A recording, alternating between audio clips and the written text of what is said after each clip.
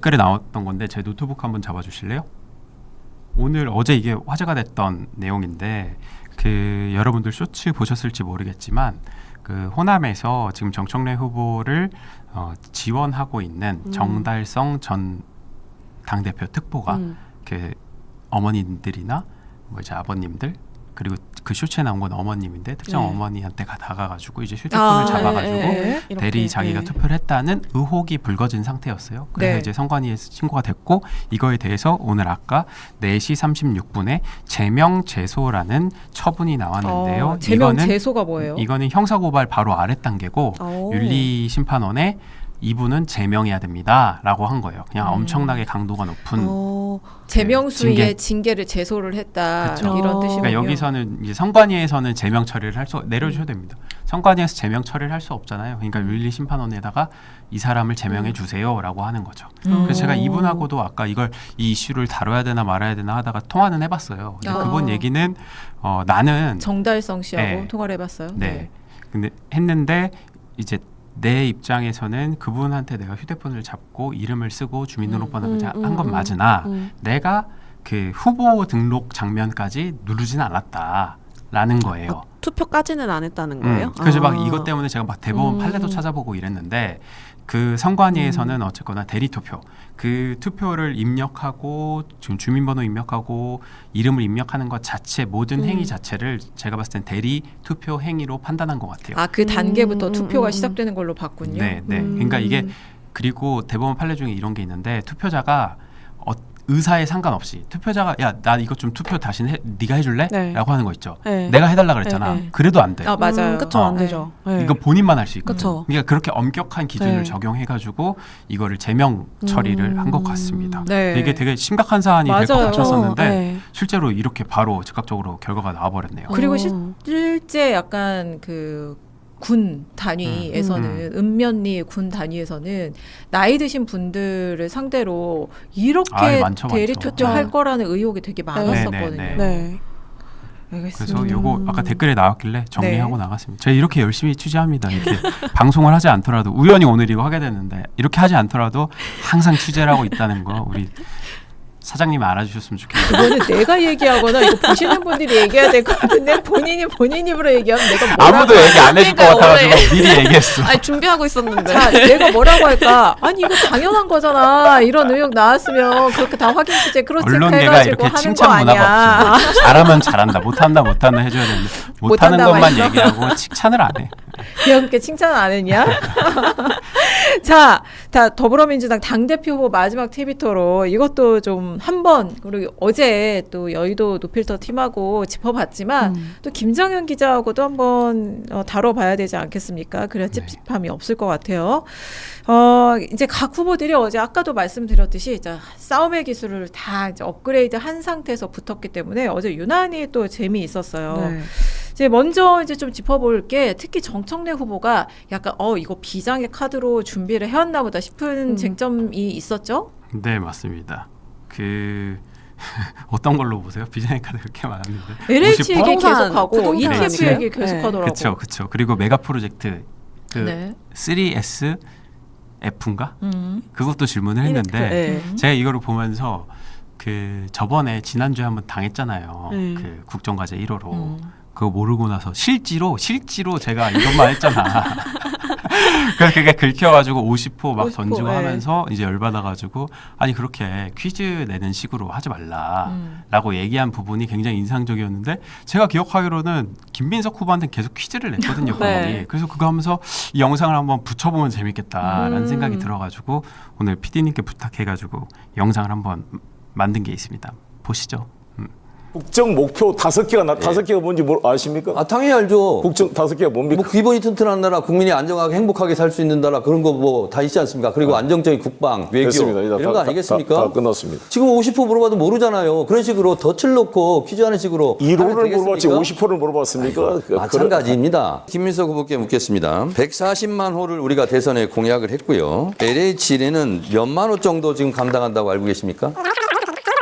더 아니 그렇습니다. 140만 호를 전국 전체적으로 5년 동안 해야 되는데 LH가 그렇습니다. 감당해야 될 주택 수가 몇 개 아니, 정도 제가 됩니까? 국무총리까지 하신 분이 또 당대표가 되시겠다는 분이 총선 승리에 가장 중요한 정책일 수 있는 부동산 정책에 대해서 잘 모르시는 것 같아서 제가 말씀을 드리겠습니다. LH가 5년간 11만 호씩 55만 호를 감당해야 됩니다. 서남권 반도체 클러스터는 반드시 속도전을 통해서 성공을 시켜야 되지 않겠습니까? 3S1F에 대해 설명해 주시고 그중에서 제일 중요한 게 뭐가 있을지 혹시 생각을 갖고 있으면 말씀해 주시기 바랍니다. 정원님, 근데 김민석 후보도 다 예상한 듯이 네. 약간 좀 타이르는 것 같지 않았어요? 워 하면서 이거는 내가 총리로서 해보니까 지금 3S 1F 이게 중요한 거 아니고 네. 그 다음 단계로 이미 넘어갔다. 지금 그 얘기 할 때가 아니다. 라고 얘기하면서 되게 이제 여유롭게 받아친 것 같았었는데 정청래 후보도 김민석 후보한테 질문 많이 했다. 합의 아세요? 좀, 이렇게. 네. 합이 좋아진 것 같아요. 확실히 계속- 좋아졌지. 예, 예. 지난번에 근데 이제 정청래 후보가 사실은 만약에 저게 인터뷰 현장이었다. 근데 기자가 저렇게 질문하는데 계속 본질을 비껴나가서 얘기를 하고 오히려 역질문을 또 저렇게 한다. 그럼 정말 정말 답답했을 것 같아요. 네. 안 하실 거예요. 동문서답의 귀재 같다. 우리 사장님이 정청래 후보를 인터뷰할 것은 없습니다. 할 일이 앞으로 없어요? 없어요. 걱정하지 마세요. 그리고 ETF 공방도 있었는데요. 여러분 다 아시죠? 이제 피눈물, 피멍 이 얘기를 계속 하는데 지난번에 우리가 그 일지 한번 살펴봤잖아요. 근데 네. 일지가 하나 더 추가해야 될 것 같더라고요. 한번 보여주실래요? 말했잖아요. 이제 1월 28일 날 얘기를 했다고. 그리고 금요일가 4월 21일 날도 시행령 개정을 했고요. 실제 출시된 것은 5월 27일입니다. 그러니까 그러니까 예고부터 시행까지 한 4개월 정도가 있었죠. 근데 정청래 후보 말한 것 중에 저는 이 부분이 되게 긁혔는데 지금 반도체 가격도 7배로 오르고 있고 반도체 수요가 폭증해서 공급을 다 할 수가 없어요. 만들어서 지금 팔 수도 없습니다. 그래서 SK나 삼성전자 같은 경우는 주식이 떨어질 리도 없고 그리고 주식이 지금 계속 상승장이었기 때문에 굳이 단일 종목 레버리지 ETF 이게 만들 필요가 있었을까라고 하셨는데 이게 굉장히 4개월 네. 동안 뭐 하다가 이제 와서 그때는 이렇게 뭐 코스피 4,500에 6,500에 머무르지 않고 7,000, 8,000 갈 거다. 코스피 상승으로 기분 좋으신 분은 민주당 찍어달라. 이렇게 다 높이 올라갈 때는 광팔다가 굳이 이걸 왜 만들었냐고 이제 와서 이 얘기를 한다는 게 이게 저는 장동혁 대표가 이런 얘기하면은 할 수 있을 것 같거든요. 근데 같은 팀이었잖아. 그래서 야, 이거 당정청 원팀 원보이스라고 했는데 원팀 원보이스인데 이거는 갑자기 투보이스가 돼버리니까 이건 조금 그렇고 당정 대표 이런 얘기 해요 안 해요? 장동혁 대표는 뭐 이미 국정조사 특검할 준비 하고 있는데, 그러니까 주장하고 있는데 같은 취지에 네, 같이 같은 하면 성격- 되겠네. 네, 이거 근데- 국정조사 해야 된다고 하겠네. 근데 저는 어제 그 토론회나 이런 걸 보면서 느낀 게, 그러니까 이거 아세요? 뭐 저거 아세요?를 묻고 네. 이걸 어떻게 할 거예요가 전혀 없는 거예요. 그러니까 아세요? 아. 모르세요? 네, 아세요? 모르세요? 뭐 이렇게 Yes or no로 yes or no로 답하세요. 뭐 이렇게만 얘기를 하고 실제로 없습니다. 그러니까 질문이 전혀 뭐 그런 게 아니라 얼마나 이 정부에 대한 이해가 빠삭한지 뭐 약간 이런 걸 좀 사상 검증하듯이 물어보니까 뭘 얘기하고 싶은 거지? 라는 생각이 계속 그리고- 들더라고요. 그리고 또 그것도 있었어요. 좀 틀리게 얘기한 부분도 있었어요. 그러니까 음. 그 대통령이 순방 가면서 국무회의를 주재한 게 아. 총리는 맞죠. 그리고 네. 그때 이제 시행령이 통과된 것도 맞는데 시행령의 최종 사인자라 그랬거든요. 최종 사인을 한 사람이 김민석이니까 네가 사과해라 이랬는데 사실 그 법을 조금만 그 국회 사이트 정부 사이트만 들어가셔도 아실 수 있는 게 제 거 한번 화면 잡아주실래요? 이게 그때 당시 그 국무회의에서 처리했던 시행령입니다. 개정안인데요. 여기 보세요. 여기 보세요. 여기 누구 적혀 있어요? 이름. 대통령 이재명이에요. 네. 그러니까 당시 회의 옆에 주제는 인. 주제는 김민석이 했으나 그러니까 대리로 한 거죠. 시행령을 공표하고 이 발표하는 권한은 다 대통령이 하는 거란 말이에요. 그래서 이거는 되게 잘못되기도 했지만 대통령을 공격하는 질문일 수도 있다. 그렇죠. 그렇게 해석해야 되는 것인데 알면서 한 것인지 모르면서 한 것인지 모르겠습니다. 서미아 의원이 말실수를 한 게 있었어요. 그래서 거기에 대해서 유감 표명을 했는데 저는 정청래 후보가 이것에 대해서도 유감 표명을 해야 될 것 같습니다. 근데 공교롭게도 정청래 후보가 제기하는 의혹이나 주장이 따지고 보면 대통령을 비판하는 내용이 참 많아요. 네. 그래서 워딩만 놓고 보면 진짜 누가 말했는지 주체를 가리면 장동혁 대표인가 싶을 수도 있을 것 같아요. 버릇인 것 같아요. 버릇. 그러니까 유시민 작가도 대통령 욕하기 전에 네. 그 정성호랑 조상호 날뛰고 있다, 뭐 윤호중 쿠셔너를 욕하잖아. 이렇게 까는. 그리고 딴지도 지금 김어준 욕을 못하니까 딴지 운영자 욕을 하거든요. 네. 똑같네. 대통령 욕을 못하니까 김민석 욕하는 거잖아. 패턴이 있어, 패턴이 이분들. 그러면 유시민 작가가 그 처음에 그 얘기를 하고 몇 개월 뒤에 이제 대통령 때리기 시작했죠. 그럼 이제 정청래 후보는 몇 개월 뒤에 어떻게 될지 한번 봅시다. 그리고 저 네. ETF 발언은 국민의힘 최고위 발언이라고 봐도 거의 무방할 수준의 그런 거잖아요. 익숙하죠? 네, 익숙하죠. 기자는? 네, 전 너무 익숙해가지고 아침마다 듣던 소리. 네, 네, 뭐 어떤 과정에서 이게 결정된 거냐, 뭐 이런 것들이잖아요. 그걸 여기에서 갑자기 하는 게 있나? 그렇습니다. 그리고 어제 이제 말싸움도 막 많이 있었어요. 네. 그 중에 하나가 이제 치하하다. 네. 그러니까 치하라는 표현을 놓고 장외에서까지 오늘 이제 정청래 후보가 또 페이스북에도 이거 가지고 또 네, 글을 올렸잖아요. 올렸더라고요. 자, 이게 이제 김민석 후보가 1년 동안 당대표 한 거 참 치하한다 이렇게 얘기를 했는데 정청래 후보가 아니 치하한다는 말은 윗사람이 아랫사람한테 하는 건데 참 기분이 나쁘다. 주의하길 바란다. 김민석 후보는 참 사람 무시하는데 뭐가 있는 것 일가견이 있는 같다. 것 같다. 그렇게 얘기를 했죠. 맞습니다. 그래서 이게 누구 말이 맞는가를 좀 찾아봤는데 표준 대국어 사전에서 치하는 남이 한 일에 대해서 고마움이나 칭찬의 뜻을 표시함. 주로 윗사람이 아랫사람에게 한다고 돼 있고요. 국립국어원의 관련 질문이 과거에 있었던 걸 긁어왔을 때 이렇게 얘기하더라고요. 주로 윗사람이 아랫사람에게 하는 행동을 이르는 말이라고 정의가 됐어요. 그래서 대체적으로 보자면은 정청래 후보의 말이 맞는데 그 사전에서는 주로라는 또 단서를 달아가지고 김민석 후보 얘기가 아예 틀렸냐? 라고 얘기하면 그건 아닌 것 같고 정청래 후보 얘기가 대체로 맞다. 이 정도로 파악하면 될 것 같습니다. 근데 이제 표준 국어 사전이 또 다는 아니기 때문에 우리가 우리말은 용례도 중요하거든요. 네, 네. 근데 그렇죠. 언론사에는 그런 용례를 살펴주고 어떤 게 맞는 어법이고 맞는 표현이고 적확한 문장인지를 가려주는 전문가들이 있습니다.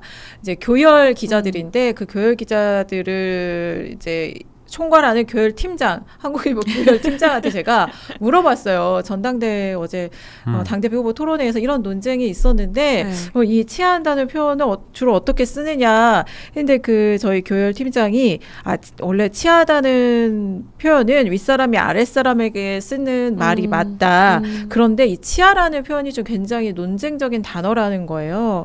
그래서 약간 왜요? 권위적인 뉘앙스가 있어서 이제 국립국어원에서 발행하는 공공언어 바로쓰기라는 책자가 있거든요. 자료가. 근데 거기서도 좀 지적이 됐던 표현이긴 하다. 그러나 이거 일부러 쓴 것 아닌가 싶다. 김민석 후보가 정청래 후보에게. 근데 그때 그러니까 당시 약간 총리 때 정치적 네. 표현, 그쵸. 정치적 수사로 네. 쓴 것 아닐까라는 총리 해석이 때 한 거 있었어요. 아니에요? 이 발언을? 언제 한 거예요? 어제 맞아요? 토론회에서 그러니까 치하 치하다는 표현을 그러니까 그 언제 했는지는 모르겠는데 근데 총리였으면은 총리가 서열이 더 높잖아요. 그렇죠. 윗사람인 건 네. 맞잖아. 아니 그러면 그걸 작심하고 어제 들고 온 거예요, 정청래 후보가? 작심했겠죠. 갑자기 그 그렇죠. 맥락 없이 그 얘기했으니까. 정치인이 맥락 없이 얘기하는 건 어. 없으니까. 준비를 잘해 오셨네요. 그럼. 아니 제가 어제 초반에 시작할 때 약간 빨리 감기로 봐가지고 난 초반에 얘기를 했다는 건 줄 알았는데 어제 나온 게 아니었어요? 치하한다는 표현이? 그러니까 치하한다는 얘기는 언제 나왔는지 모르겠으나 이 얘기를 들고 온 건 준비한 것 같고. 근데 아마 관계로 그런 봤을 때 표현을 어딘가에서 들었던 것 총리가 같아요. 여당 대표한테 하는 얘기는 할 수도 있다는 얘기네. 그게 이제 듣는 아랫사람 입장에서 기분 나쁜 거고. 아니 근데 제가 치하하겠습니다. 그러니까 이렇게 사장님의 그 노고를 그러니까 치하- 이렇게 일부러 정치적인 의도를 갖고 한 것 아닐까? 이제 그렇게 해석은 우리가 할 수 있다는 거죠. 현주 기자도 치하하고 네. 제가 선배를 치하해 주세요. 치하해 주세요. 이상한데. 그래서 어쨌든 이 치아를 가지고도 이렇게 공방이 오래 갈 정도로 그리고 또 오늘 또 송영길 후보가 네. 이제 IQ. 어제 정청래 후보의 거짓말 논란이 또 2개가 있었잖아요. 네. 네. 2003년도의 당정청. 사진을 이제 2002년도 2년으로. 사진이라고 이제 이전 토론회에서 공개했던 거. 그것은 그리고 실제로 2023년이 맞습니다. 2003년이 맞고 그래서 김민석 후보가 이제 그건 집요하게 질문을 던졌었고요. 그리고 송영길 후보도 이제 두 사람이 좀 김민석 후보도 같은 질문을 했죠. 아니 당정청 조율을 거쳐서 지방선거 승리로 규정을 했다고 하는데 도대체 언제 했다는 거냐. 그리고 여기 김민석 후보가 그때 정부에 있었던 거 아니냐. 아니라는데 김민석 후보도 아니라는데 도대체 누구랑 한 거냐 이렇게 질문을 했어요. 그랬더니 나는 당정청이라고 한 적이 없고 당청이라고 했다. 정청래 후보가 그렇게 얘기를 했습니다. 근데 이게 다 증거 자료가 있어요. 1차 토론회에서 그렇게 그쵸. 얘기했고 2차 그쵸. 토론회에서도 그 얘기를 했어요. 네. 실제로 당정청이라고 얘기했습니다. 확인했습니다. 영상이 다 남아 있어요. 그래서 제가 집에서 생각해봤어요. 당정청, 당이니까 당민주당이고 정은 정청래고 청은 청래니까 당정청이라고 얘기해도 되는 거 아닌가 이 생각이 들더라고요. 심지어 그렇게까지. 당정청과 협의했다. 나와 협의했다. 사당 아니에요 이거? 근데 그래서 그걸 가지고 이제 송영길 후보가 오늘 이제 CBS 박성태 뉴스쇼하고 인터뷰를 했는데 요 내용을 거론을 하면서 아니 붕어 IQ도 아니고 라면서 비판을 했죠. 맞습니다. 네. 그거밖에 기억이 안 나요. 내용은. 그러니까 정청래 후보가 또 페이스북으로 반격을 했죠. 맞아요. 뭐라고 김민석이 했습니까? 시키드나 바로 아. 그렇게 반격을 했는데 아니 근데 송영길 후보님이 이제 말씀이 거치신 건 사실이에요. 그쵸. 그러니까 저번에 그 목 자른다였나요? 네. 그 역접들은 목 목 잘라요. 자른다 발언이라든지 오늘 붕어라든지 뭐 저기 뼈해장국까지는 괜찮았는데 너무 이제 특정인을 대상으로 해가지고 이제 묘사하는 부분들은 약간 좀 자제하셔도 될 것 같습니다. 아니 안 근데 그래도 충분히 말씀을 잘하시니까.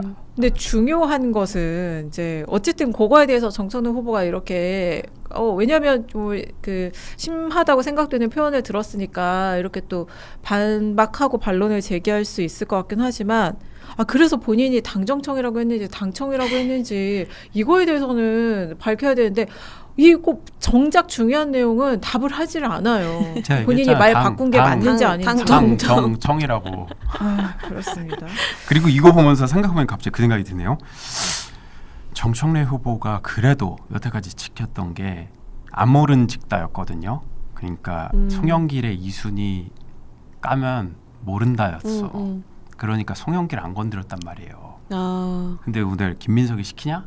이 얘기했다는 것은 이분이 선거를 포기했나? 그렇죠. 왜냐면 송영길 표 깠다가 거기서 이제 자기가 많이 먹어야 되니까 그래도 7대 3이라도 3 네. 먹어야 되니까 네. 그걸 지키려고 했었던 건데 이렇게 송영길을 바로 김민석 시키냐 이런 식으로 반박하고 이렇게 까버리면 그 표조차도 좀 줄어들 수 아니 있잖아요. 어제 그 제가 볼 때 정청래 후보는 이 두 후보와 그냥 이미 이제 갈라섰어요. 특히 송영길 후보한테 덩치만 컸지 당시 이런 그럼요. 표현까지 했잖아요. 맞아. 그리고 송영길 멘탈이 후보 약하다.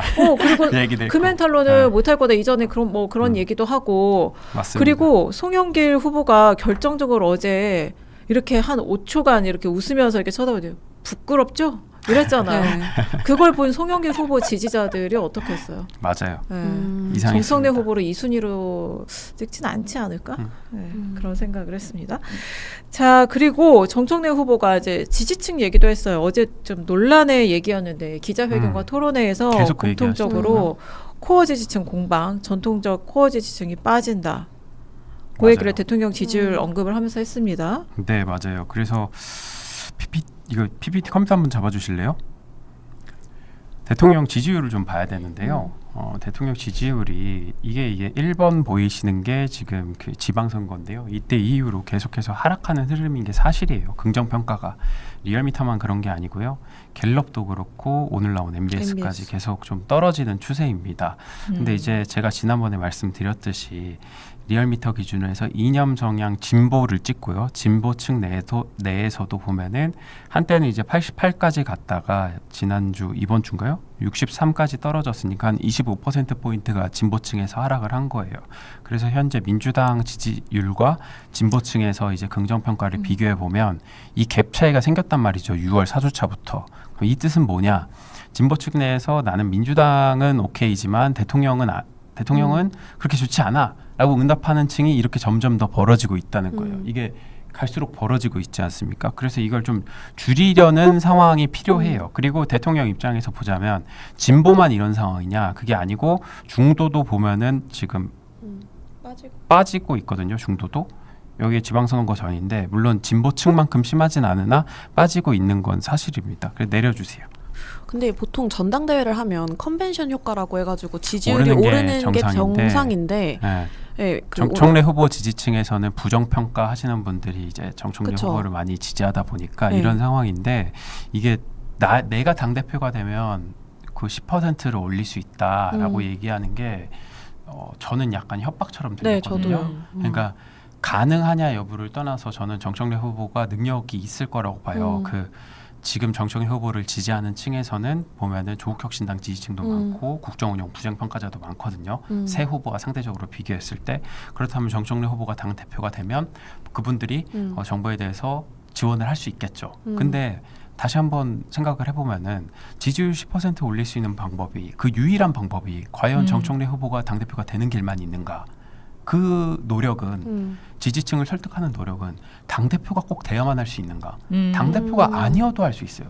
지금 당장 땅지 게시판에 들어가가지고 대통령 욕하는 사람들을 붙잡고 야 내가 자제해달라. 대통령하고 4에서 5년간 최근 4에서 5년간 가장 속 깊은 대화를 많이 나눈 게 바로 나 정청래다. 네. 실제로 그렇게 대화를 많이 나눴는데 내가 만나본 대통령 전혀 개혁의 의지가 없는 게 아니다. 너네분들이 오해하고 있는 것이다. 너네들이. 그러니까 대통령 믿고 좀 따라가라. 같이 하자. 우리 같이 해보자라는 얘기를 해줄 법반도 한데 전대 때도 안 하고 있고 당대표 때도 안 하고 있고 그 딴지 게시판 계속 가가지고는 그 분열을 부추기는 언어들을 주로 얘기한단 말이에요. 네. 그러니까 지금도 안 하고 있어. 근데 뭐 당대표 되면 할 거야? 그것도 안 할 거잖아. 그러니까 괘씸한 부분은 본인이 그렇게 설득할 수 있는 능력을 갖고 있음에도 불구하고 여태까지 그 능력을 보여주지 않고 있다는 거지. 능력을 전 무시하진 않아요. 있어요. 근데 그걸 활용하지 않고 있어. 그냥 본인의 전략이 반명이라는 걸 오히려 인정하는 멘트였다고 저는 생각을 하거든요. 그치. 협박하는 것처럼 협박하는 것처럼 들리는 게